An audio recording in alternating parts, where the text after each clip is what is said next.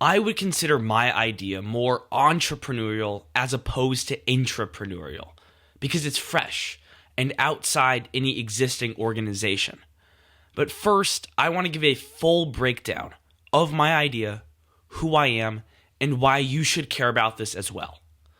My name is Luca Nascimento, and I grew up in the mean streets of the San Fernando Valley. Not so mean, well, some parts are. And I was raised in Encino and Woodland Hills. My parents were divorced, which lie south of Northridge and Chatsworth and Canoga Park. And this whole area makes up the West Valley, which is the armpit of Los Angeles. Almost 1 million people live there. Despite making up almost a quarter of the population of the city of Los Angeles, it's a cultural backwater, to be frank. It's full of retirees, Republicans, and many empty strip malls. This is one of the reasons why, although I would love to focus my project on the Valley, I just don't think the market is there. I think it's barely there for the entire city. Los Angeles is a city of so many different people in their own bubbles, from the Valley to the West Side to downtown to Venice. There are as many different worlds in Los Angeles as there are people.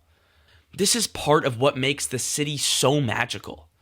Everyone is running at their own pace, chasing their dreams under the stars of Hollywood. But this decentralization can cause issues. Los Angeles is one of the most segregated cities in the world, and tensions can flare, and they have in the past. Think about the Watts riots. Think about the 1992 beating of Rodney King and the riots that followed that. Think about very recently what was going on with ICE.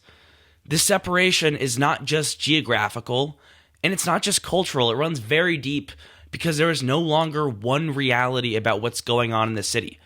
Many don't know at all what is going on in the city, particularly relating to local government and county government. In the old days, this used to be the job of the LA Times, but with the onset of the end of traditional media, local information is becoming harder and harder to get, especially for young people. Even more so, the LA Times and the LA Daily News are behind paywalls. It's a massive epistemic injustice, meaning only those who have the money to buy a subscription and then take the time to make the subscription worthwhile are the ones with the information to hold elected officials accountable. That needs to change.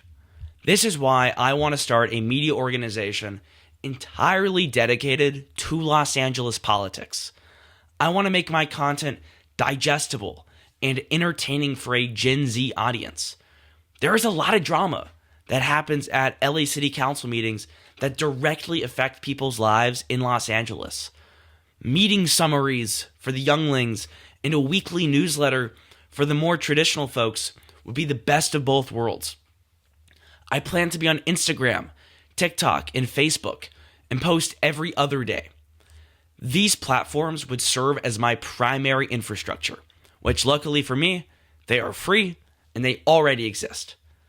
However, if I ever want to take this idea further, including local on-the-ground reporters and more sophisticated means of distribution, which I am still theorizing about, I may need investors or a different infrastructure to help support the mission.